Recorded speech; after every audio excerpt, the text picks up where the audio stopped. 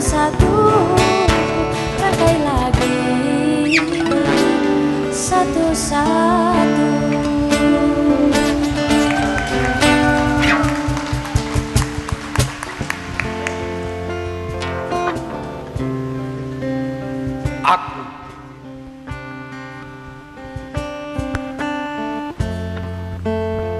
Aku yang tidak pintar, aku yang hina, aku yang jauh dari kata sempurna, aku yang paling banyak dosa, membuat aku harus memunguti waktu. Aku pun juga tidak tahu apakah ini jalan terbaik atau bukan. Akan tetapi aku harus mencoba dan aku harus berlomba dengan waktu hingga aku lupa atas diriku sendiri yang tidak pintar ini, yang selalu berbuat kesalahan atas apa yang aku perbuat. Sesal, memang sesal. Akan tetapi aku ingin memperbaiki segalanya, entah lewat apa dan bagaimana. Kalaupun air laut harus aku minum, aku akan meminumnya. Kalaupun api harus aku, maka kuat.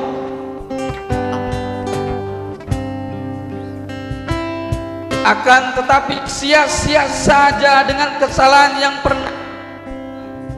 Aku tidak mungkin diampuni oleh Sang Pencipta, karena aku semena-mena dan jauh dari sempurna. Akulah yang paling terbawah, akulah yang paling hina, akulah yang paling banyak dosa di antara siapa saja di sampingku. Tuhan, aku hanya bisa bersyukur menatapi waktu yang semakin cepat hingga aku ingin berlari memunguti waktu dengan rasa syukur yang tiada batas. Akan tetapi waktu tetap waktu yang semakin lama mengajarkan bahwa aku bukan siapa-siapa di hadapan Yang Maha Kuasa. Aku adalah seorang yang tidak pintar, yang hina, yang tidak sempurna, yang banyak dosa, bahkan banyak sekali kekurangan yang aku punya. Tuhan, biarkan aku menjadi sahid di hadapan hujan, disaksikan para malaikat dan makhluk hidup lainnya. Pasuruan, 3 Maret 2026. Sahabat Majelis Rindu dan tentunya pemirsa yang ada di rumah, untuk Majelis Rindu pada hari ini sesuai dengan tema besar kita ya, tentunya dengan rindu yang menuntun pulang. Dengan narasumber yang sangat luar biasa, ada Gus Sirajudin Abdullah. Tepuk tangan yang meriah. Oke. Assalamualaikum. Gus. Waalaikumsalam. Baik, izin duduk kembali ya. Monggo. Bagaimana hari ini Gus kabarnya? Alhamdulillah bi khair wa afiat. Alhamdulillah. Tentunya dengan segudang rindu yang segang tika tongi gitu Gus, betul? Ya, sesuai dengan tema hari ini Gus. Banyak teman-teman yang hadir di sini ini dengan sejuta gejolak rindu yang sedang melanda di pikirannya, di hatinya, betul? Betul? Oke, hari ini kita tuntaskan Gus ya dengan tema besar kita yaitu rindu yang menuntun pulang. Menurut pandangan Gus Sirot nih ya, gimana sih rindu yang serindu-rindunya itu gimana menurut Gimana? panjenengan? Rindu yang serindu-rindunya untuk pulang. Rindu yang sering, Rindu yang serindu-rindunya, semacam rindu yang serindu-rindunya. ya betul. Silakan Gus. Oke. Assalamualaikum warahmatullahi wabarakatuh. Ya, alhamdulillah ini kita bisa berkumpul dan kita akan membahas rindu. Jadi teman-teman sekalian, sebutannya apa nih Mbak? Sahabat. Sahabat rindu. Oke, sahabat rindu untuk Sahabat tuntaskan rindu. Siap. Betul, baik. Sahabat rindu. Kita akan membahas bagaimana sih rindu itu. Jadi yang kita ketahui, rindu adalah rasa yang bergejolak dalam hati, dan rasa itu akan hilang dengan cara kita bertemu dengan sang kekasih. Jadi itulah rindu.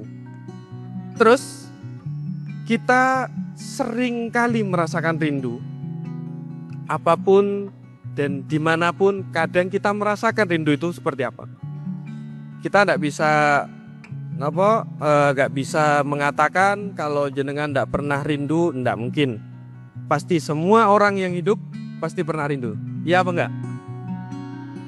Baik itu rindu kepada kekasih, atau mungkin ada rindu sama mantan. Hah? Ada? Mana yang rindu sama mantan? Wah, berarti ini orang yang tidak move on. Jadi begini, sahabat-sahabat rindu. Rindu itu tidak mungkin bisa ada kecuali rindu itu masih ada titik cinta kepada orang itu sendiri. Walaupun sekecil apapun itu. Jadi kalau dikatakan mantan itu rindu, berarti sudah dikatakan mantan itu tidak bisa menghilangkan kenangan bersama kalian. Itu. Jadi kok gitu Pak. Kenapa? Karena memang ulama mengatakan ada syauq, ada ishtaq, atau lebih dari rindu itu sendiri. Bahkan ulama itu merasakan rindu. Ulama itu juga merasakan rindu. Orang-orang yang alim itu merasakan rindu. Bukan hanya jenengan semua, bukan hanya saya, bukan hanya orang-orang yang hidup ini, tapi orang yang punya ilmu, dia juga rindu. Tapi bedanya, kalau ulama itu, sahabat-sahabat, rindu itu bukan kepada mantan, rindu bukan pada kekasih, tapi rindu kepada orang yang punya rindu itu sendiri.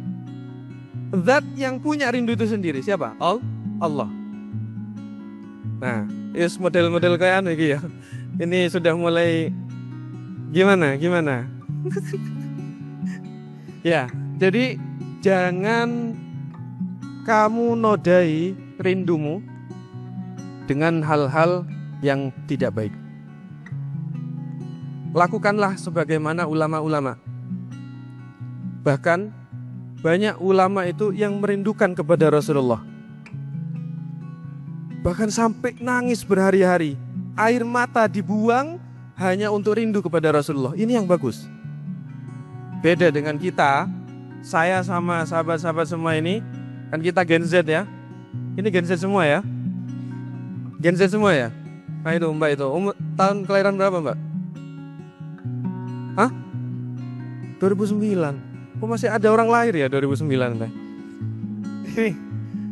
Berarti saya ini yang paling tua kayaknya. Saya ini 99, juga termasuk Gen Z. Nah, di anak Gen Z ini kadang itu diteruskan kepada sang kekasih. Kekasih yang memang orang itu lawan jenis. Biasanya kayak gitu. Apalagi sama mantan dan sebagainya. Nah, ini jangan sampai seperti itu. Mulai sekarang rindu itu jangan kamu nodai dengan hal-hal seperti itu, apalagi mantan. Mantan wis mari. Mantan itu adalah jodoh yang apa Pak? Bukan jodoh yang tertunda. Wah, ini bahaya mbaknya ini. Salah persepsi Bahaya. Gus. Kalau jodoh yang tertunda Mbak, nanti jadinya dia akan menjadi jodoh. Balik lagi gitu. Balik lagi. Enggak, bukan seperti itu. Jodoh yang gagal gitu Gus. Hah? Jodoh yang gagal. Jodoh yang putus asa. Oh, Jadi baik. catat ya, catat. Mantan adalah jodoh yang putus asa. Dia tidak mau effort sama kalian, tidak mau memaksakan diri atau memaksakan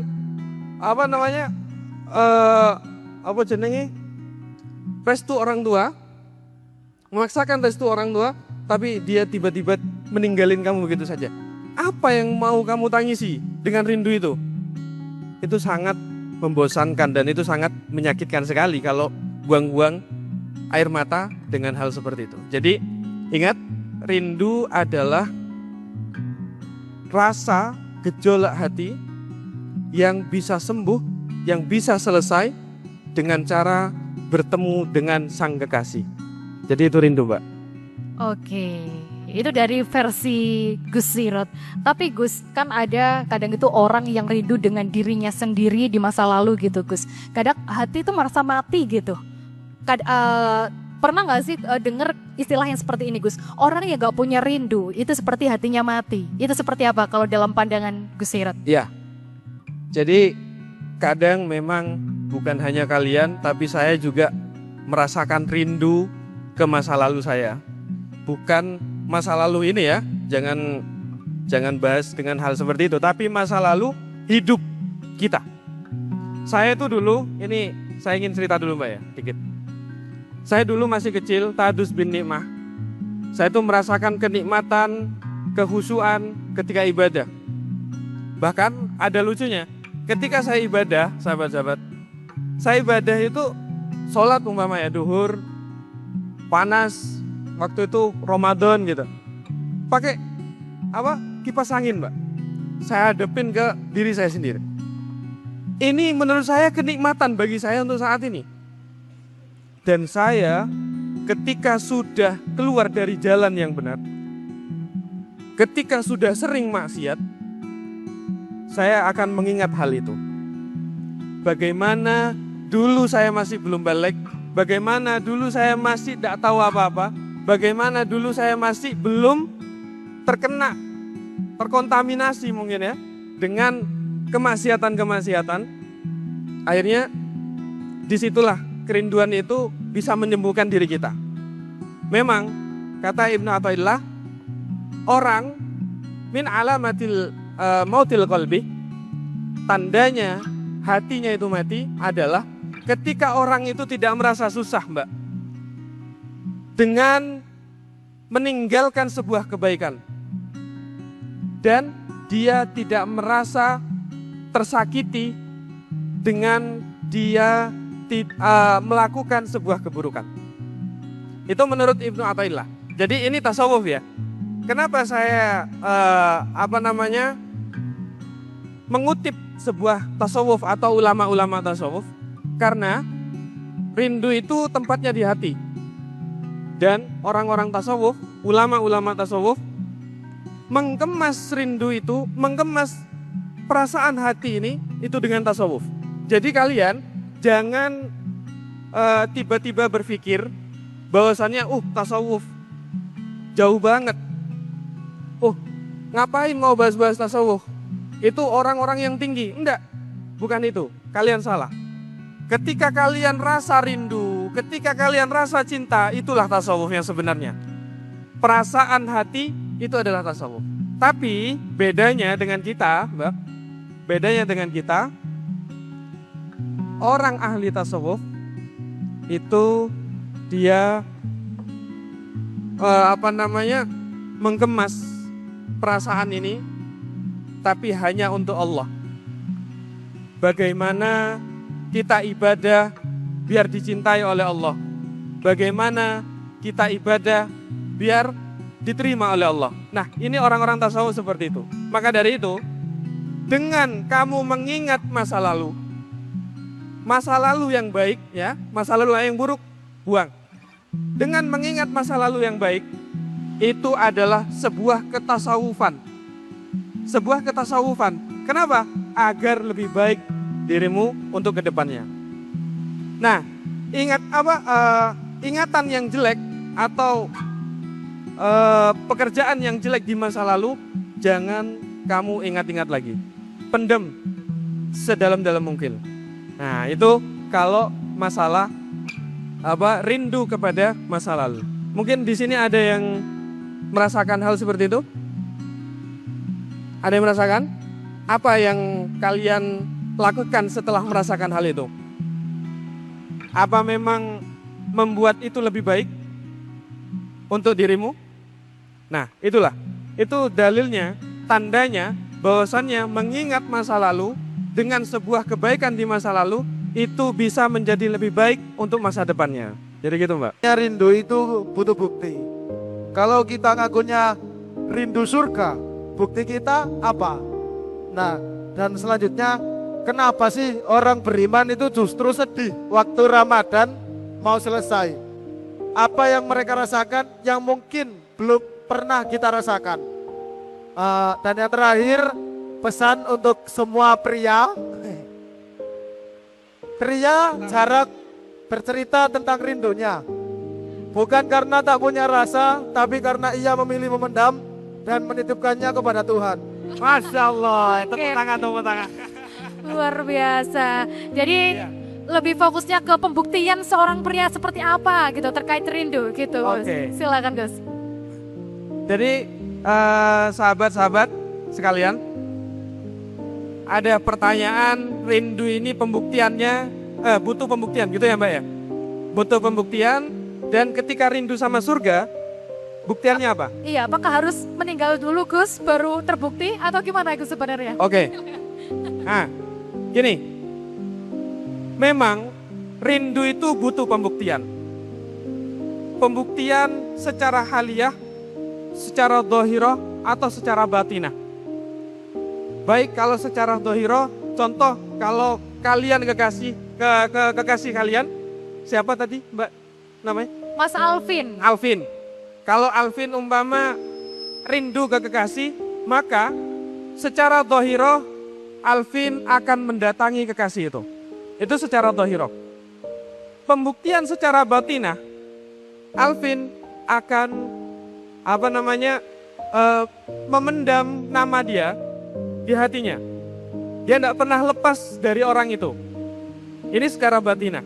Nah, pertanyaannya, bagaimana kalau kita rindu kepada surga? Ya, rindu kepada surga.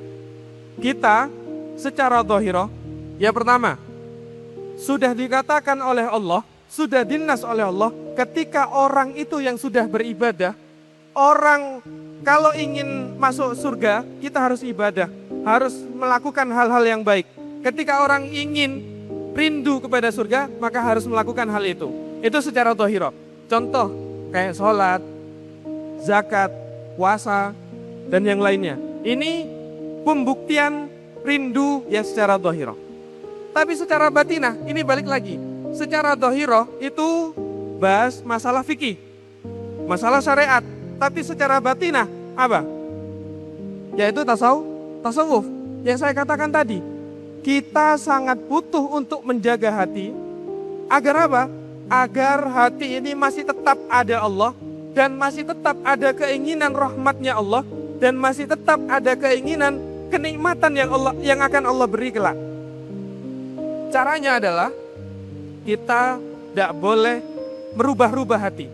Memang hati, ya muqallibal qulub, Allah yang bisa merubah-rubah hati. Bahkan ketika anak Gen Z pun sing awalnya seneng nang A, kemudian sukanya ke temennya. Ya muqallibal qulub, memang Allah merubah-rubah hati. Begitu juga ketika sekarang orang yang ingin kepada surga, bisa jadi, naudzubillah, dia akan merubah ke lain arah. Naudzubillah min dzalik. Maka dari itu, dengan cara kita bagaimana merealisasikan rindu itu kepada surga, intinya bukan surga ya, yang kalian rindukan adalah nazar ilallah, yaitu melihat kepada Allah. Itu kenikmatan yang paling indah. Nah, disitulah kalian ya pertama harus secara syariat, yaitu sholat, zakat, puasa, haji, dan yang lainnya dilakukan dengan yang baik untuk merealisasikan ini biar diterima oleh Allah, yaitu dengan apa? Hati.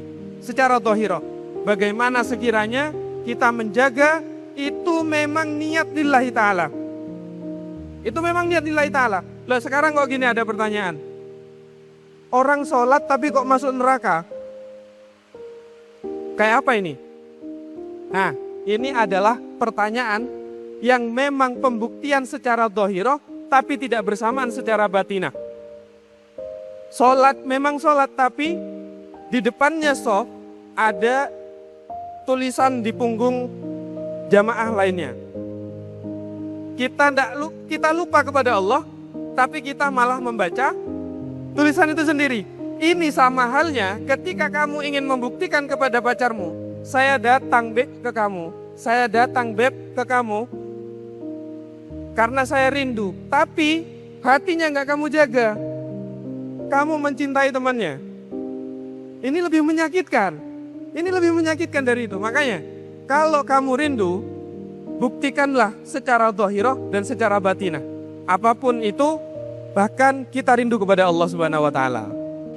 Menurut saya, Gus ya, yang pertanyaan di rindu semua mungkin beberapa orang yang muslim itu muslim atau muslimat itu rindu pada bulan suci Ramadan. Banyak sekali pada akhir-akhir bulan Ramadan orang beragama Islam yang muslim itu banyak sekali yang rindu di bulan Ramadan.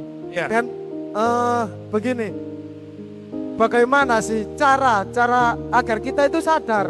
Mungkin kan banyak dari sekeliling kita itu halauan-halauan, gangguan-gangguan yang membuat pikiran kita berkacau-kacau. Itu mungkin banyak sekali. Nah, untuk tentu kita istiqomah dalam menjalani hal tersebut, pesan-pesannya itu apa gitu. Baik, terima kasih. Saya sangat antusias sekali karena ini sahabat Alvin ini tanpa dia sadari beliau ini sudah meranah ke tasawuf. Sudah meranah ke tasawuf. Memang tidak terlihat secara orang-orang sufi, tapi pemikirannya sudah hampir sama dengan hal itu. Yang pertama, bagaimana kita agar rindu kepada Ramadan, gitu ya. Sebagaimana orang muslimat, apa kata kamu tadi? Iya, orang Islam. Oke. Bagaimana orang Islam yang lainnya, orang Islam yang kuat imannya, yang merindukan kepada Ramadan, gitu ya. Oke. Sekarang gini, sudah saya sampaikan tadi, kita tidak bisa rindu kepada seseorang kalau kita tidak cinta kepada seseorang itu. Terus yang selanjutnya, kita tidak bisa cinta kepada seseorang itu kalau kita tidak kenal kepada seseorang itu. Apa kalian akan tiba-tiba cinta kepada lawan jenis di sini? Tidak mungkin. Tidak mungkin. Tapi kalau kalian tanya dulu, kamu orang mana? Kesukaanmu apa? Oh, kok sama ya? Lagunya apa? Favoritnya? BMTH. Sama ya, umpama kan. Nah, hingga akhirnya kok nyaman.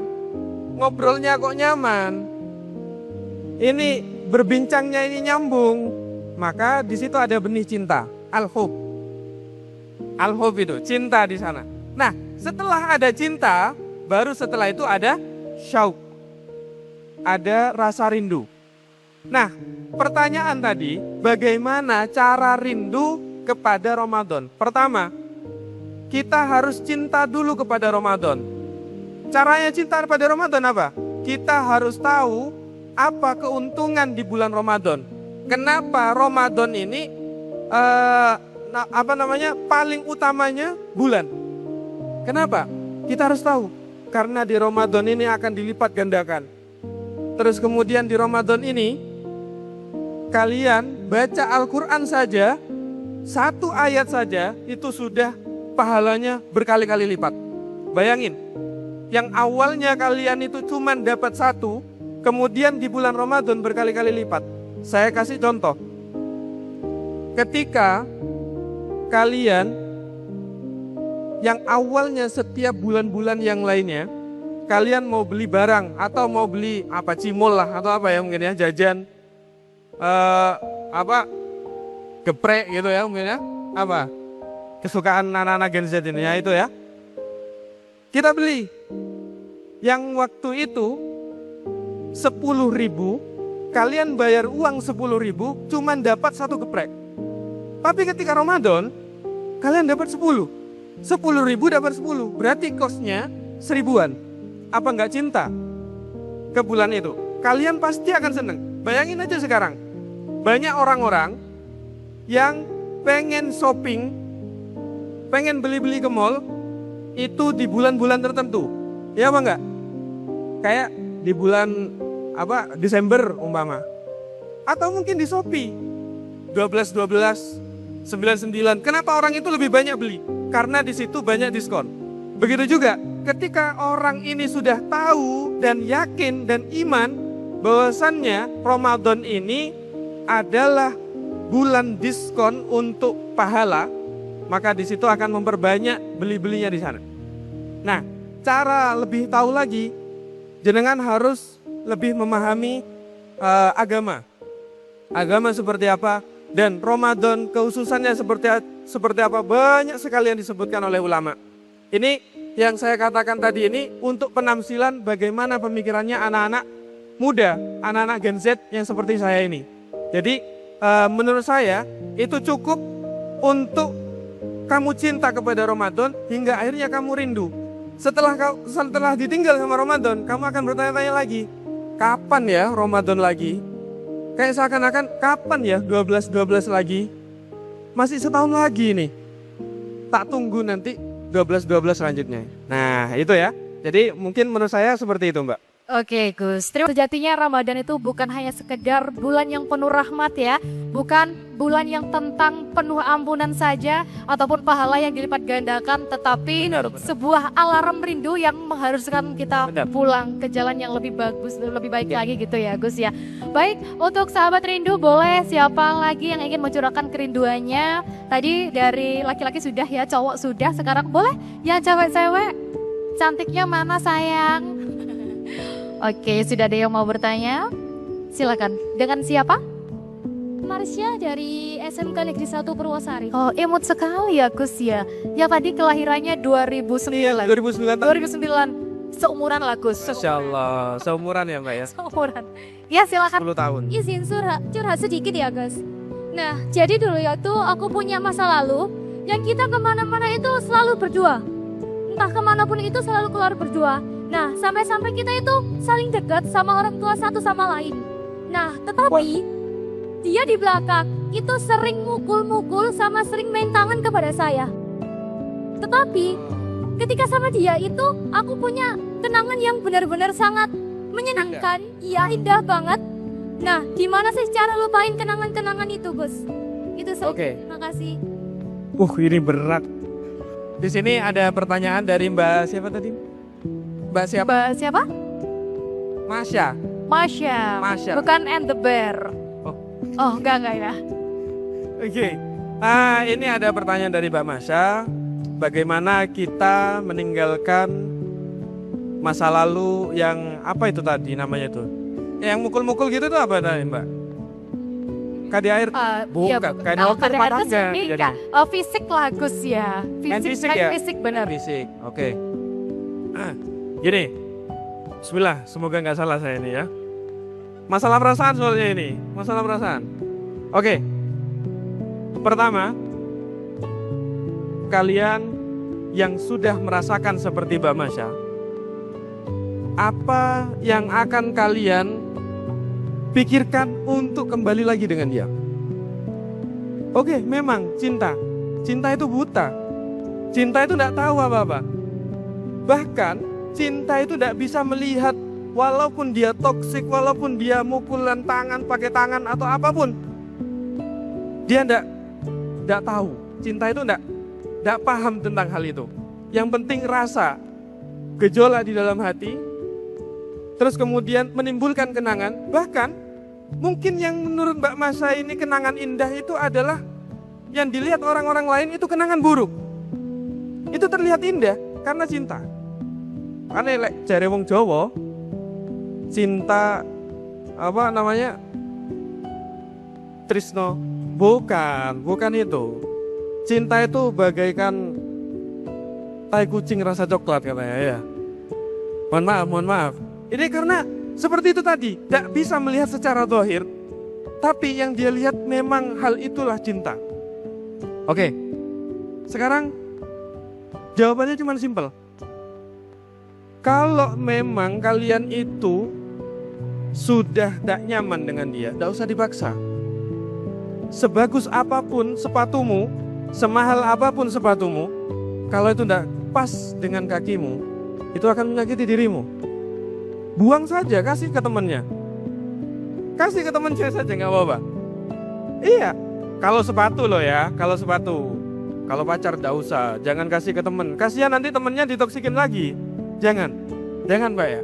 Jadi cara kalau mbaknya itu ingin menghilangkan perasaan rindu itu, ingin menghilangkan rasa cinta itu, ingin menghilangkan gejolak dalam hati itu, menurut saya adalah jangan lari. Jangan lari. Hadapin perasaan itu, hadapin sakit itu. Maksudnya, kalau rindu, datengin orangnya. Jangan kabur dari orang itu. Kalau ada kenangan, lihat terus kenangannya sampai kamu itu capek untuk merasa sakit. Itu jalan satu-satunya untuk menyembuhkan orang yang patah hati. Kenapa saya mengatakan seperti itu? Ini saya nggak tiba-tiba saya mengatakan opini seperti ini tiba-tiba cuma pikiran saya saja, enggak. Karena di Islam itu ada namanya iddah. Ya. Iddah ini bedanya iddah ini kalau sudah akad, kalau sudah nikah, bukan pacaran. Paham ya? Tapi kita bedah bagaimana iddah ini yang dilakukan sampai menjadi hukum, menjadi kewajiban bagi orang istri yang ditinggal oleh suaminya. Pertama, iddah kalau ditinggal mati sama suaminya, maka orang perempuan itu harus 4 bulan 10 hari ada di rumahnya. Di rumah suaminya, di rumah tempat tinggal itu. Di rumah tempat tinggal itu. Tidak boleh kamu iddah, aku pengen iddah ke rumah ibu, aku pengen iddah ke hotel, tidak boleh. Tidak boleh keluar dari itu sampai 4 bulan 10 hari. Alasannya apa? Alasannya ada hukum itu adalah agar kamu selesai dengan suami itu. Agar kamu itu udah capek merasakan sakit dengan suami itu tadi. Capeknya apa? Kadang orang iddah itu pengen keluar, kenapa? Karena sakit. Dengan kenangan. Kenangan itu lebih menyakitkan. Lebih menyakitkan daripada pisau menurut saya mungkin ya. Kenapa? Karena itu tadi. Lihat kursi, ya Allah, dia dulu di sini. Ke kafe ini mungkin, kafe apa ini tadi? Kanaya. Hah? Kanaya. Ya Allah, dulu duduk di sana sama dia. Ya Allah, dulu gini. Iya, memang seperti itu kenangan. Tiba-tiba nangis, gak ada yang nusuk, gak ada apa, tiba-tiba nangis. Tapi caranya adalah datangin Kanaya setiap hari. Datangin dan duduk di tempatnya dia. Setelah 10 hari, saya yakin kamu udah biasa aja dengan orang itu. Makanya, prinsip saya, kalau kamu ingin sembuh dari masa lalu, maka jangan kamu lari. Hadepin masa lalu itu, hadepin kenangan kamu itu. Sebagaimana yang sudah dinas bahwasannya orang iddah harus tetap di rumah, harus merasakan sakit itu sampai 4 bulan. Hingga akhirnya setelah itu plong. Udah gak akan merasakan sakit rindu itu lagi. Gitu ya. Jadi jangan kamu lari. Hari ini sudah lari atau belum? Atau masih tetap dengan orang yang sama, Mbak Masya? Atau ada curahan lagi untuk Bu Sirot? Boleh, silakan. Oke, kalau sudah kita beralih ke sahabat yang lain ya Gus Sirot ya. Baik. Silakan yang akan menyampaikan kerinduannya, boleh. Assalamualaikum warahmatullahi wabarakatuh. Waalaikumsalam warahmatullahi wabarakatuh. izin curhat sedikit ya Gus mengenai masalah rindu ya. Dengan siapa dulu? Oh iya mohon maaf, perkenalkan nama saya Dwi Antika Kuswidatari, Panggilannya Tika. Tika. Iya. Oke, Mbak Tika. Izin ya Gus, saya kan belakangan ini masih pernah suka sama seseorang ya. Ya, benar.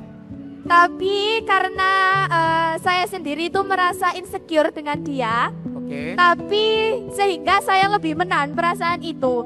Nah, gimana caranya? Karena kan saya tuh menahan perasaan itu sehingga itu saya terus berpikiran tentang orang itu, Gus ya. Nah, gimana caranya biar rindu saya, pikiran saya itu bisa nyampe ke dia tanpa saya yang menyampaikan? Terima kasih. Oke. Oke. Silakan Gus, langsung aja pertanyaan dari Tika. Mbak, ini makin malam kok makin ini ya. Semakin Semangat ya. Oke. Oke. Tapi Mbak, mohon maaf saya tanya, Ya, Kak. sakit ya? Oh ya maaf. Gimana, Gus? Sakit ya? Iya sakit soalnya kitanya yang ngerasa insecure gak cocok sama dia, sedangkan dia tuh gak bisa, saya tuh gak bisa nyobain saya ke dia gitu. Oke. Iya. Ya. Saya udah tahu alasan yang oleh ulama dikatakan dari Mbak tadi ini, Mbak Tika ini. Makanya kenapa orang yang memendam perasaan, yang tidak mau menyampaikan kepada yang dicintai, itu disebut orang ini kalau mati akan mati syahid. Iya, memang benar. Kenapa? Karena sangat menyakitkan. Kata Mbak Tika tadi, sangat menyakitkan sekali. Apalagi saya insecure katanya. Apalagi saya insecure untuk mengatakan kepada orang yang dicintai ini. Nah, ini alasannya ulama. Memang benar-benar ya Mbak ya berarti ya. Iya. Lebih sakit daripada ikut perang di Iran ya. Iya, apalagi dia itu lebih ke sama orang lain gitu. Masya Allah. Iya, karena perasaannya memang gini. Perasaannya dia, Mbak Tika ini gak mau menyampaikan, takut insecure. Kemudian ada orang yang mendekati dia sakit hati. Dia tidak memiliki tapi ikut merasakan sakit, gitu kan ya. Karena anak-anak Gen Z itu seperti itu. Mbak dengerin Forever gak? Aduh, tidak. Oh enggak, dengerin aja. Oh, Biar Serana nangis. ya? Hah? Lagu yang Serana itu. Iya. Oh iya, tahu. Dengerin itu satu album biar nangis terus ya. Nanti tambah sakit, Gus. Iya. Jadi gini, kita ke jawabannya ya.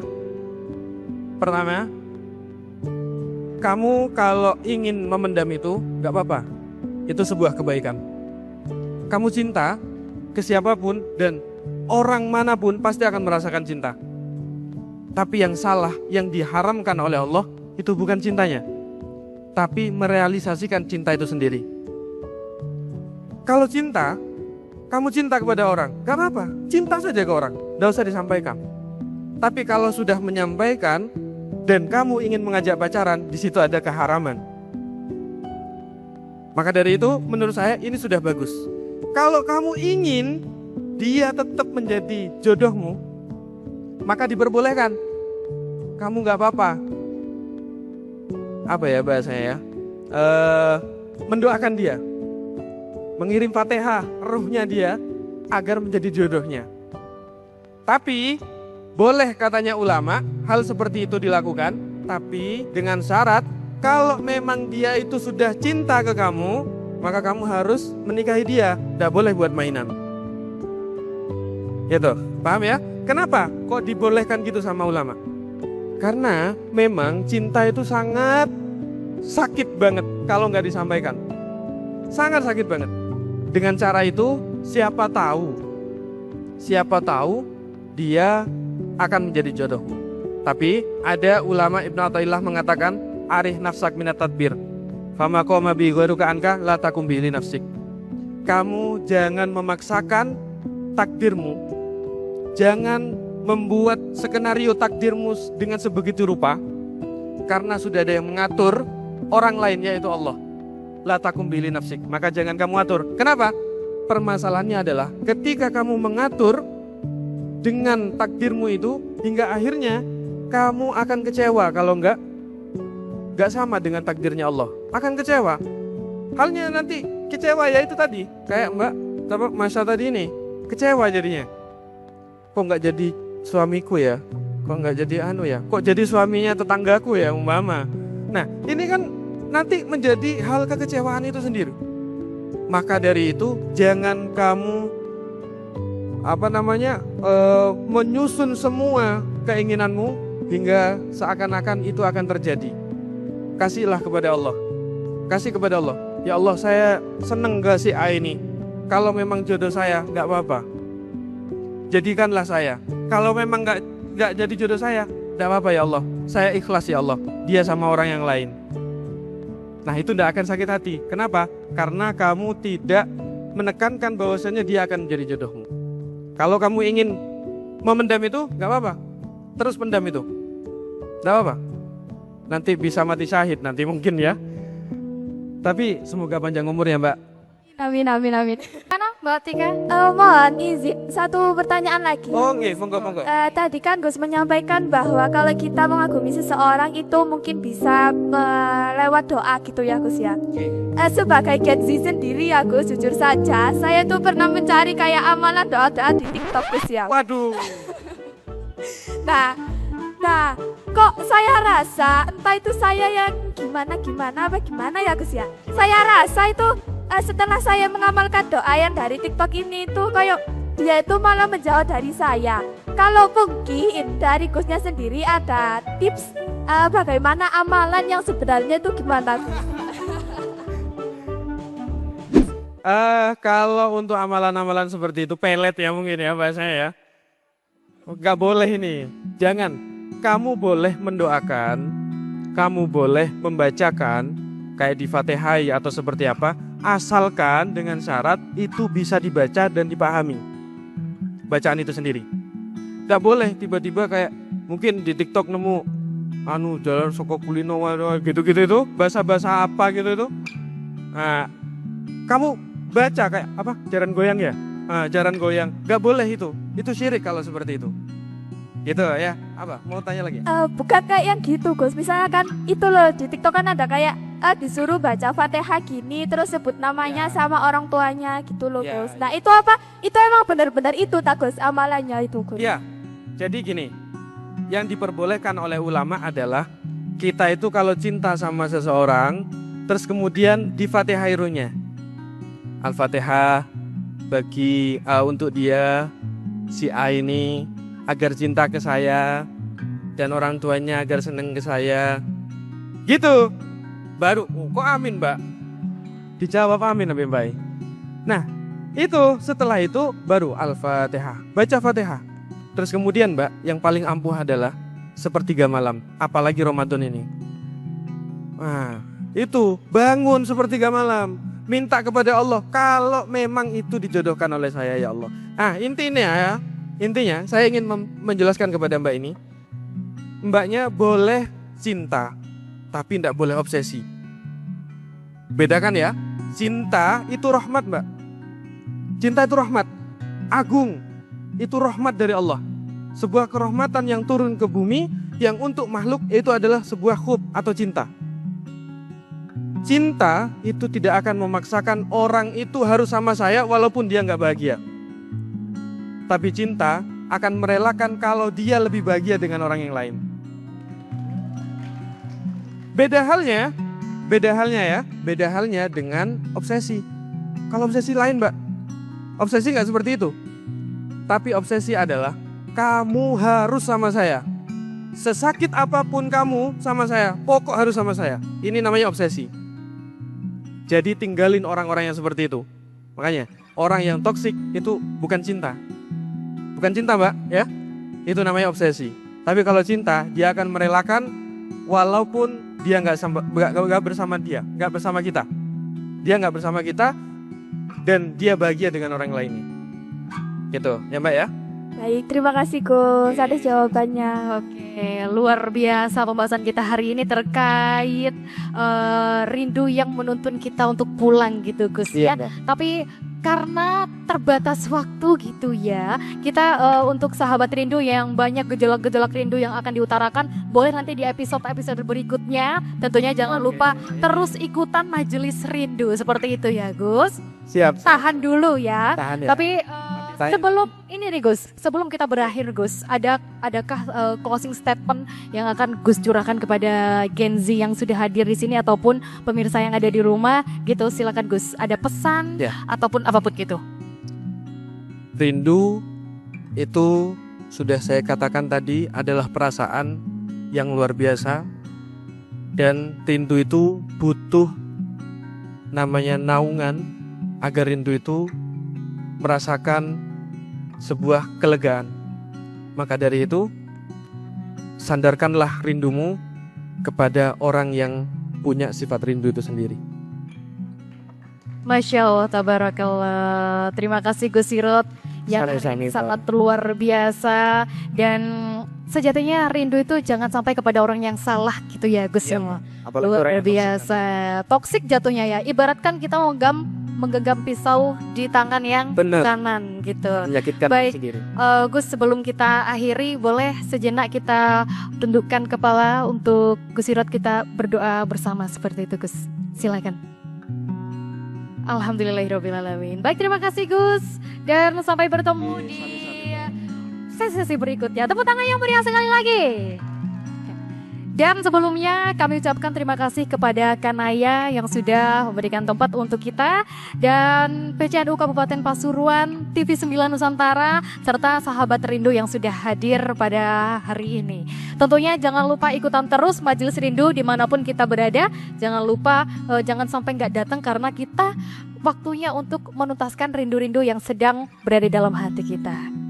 Langsung aja kita nikmati satu lagu bersama Rintik, Rindu Akustik. Silakan.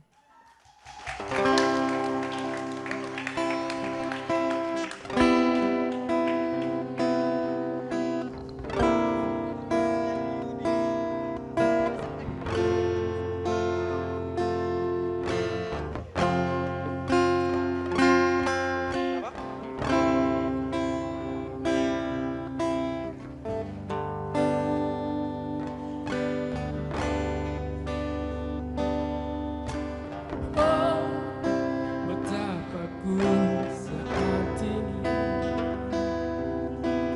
ku benci untuk mencintaimu.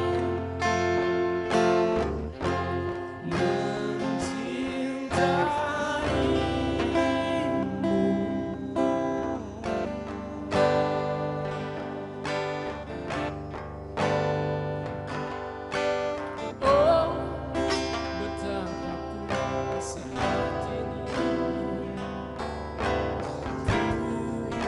cinta untuk membenci, membencimu.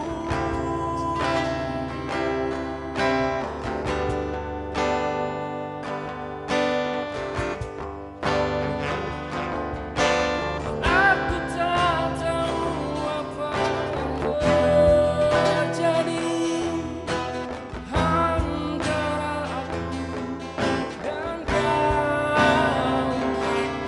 Yang ku tahu pasti ku benci untuk mencintaimu.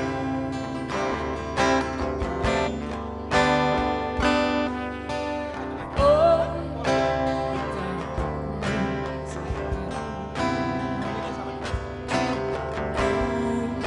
benci